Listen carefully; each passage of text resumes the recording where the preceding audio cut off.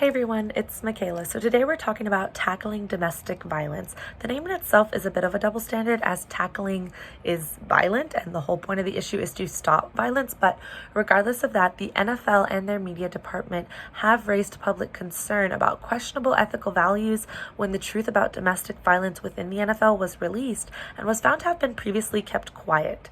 In 2014, the incident involving Ray Rice from the Baltimore Ravens and his violence toward his wife became public and opened up the NFL to a whole lot of scrutiny about the way they handle domestic violence.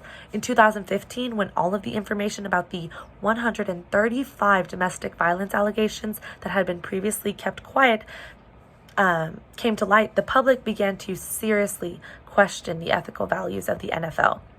The NFL and other people or corporations in the public eye generally lean toward valuing their product, themselves, and money. That is not the case for everyone, but generally.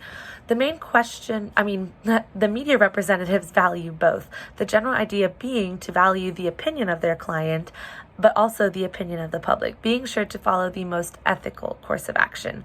The main question being, is it ethically the duty of people or corporations and their media representatives to use their platforms to help spread awareness and prevent these public issues, or is it permissible that they keep it under wraps for the sake of keeping sales up?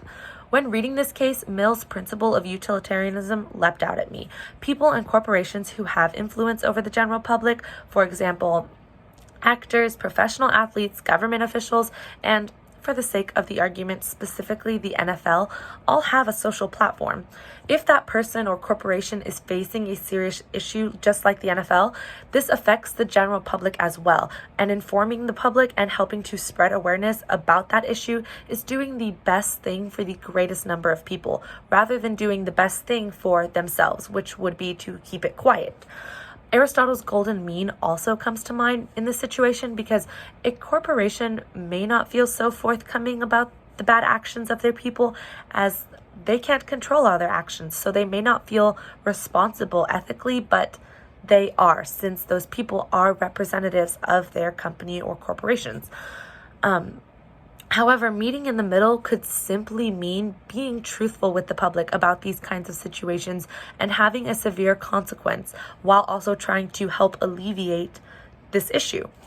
The loyalties of these influential people or corporations will not necessarily align with that of the public, but their media representatives should always be loyal to both the person or corporation as their client and to the general public as their other client.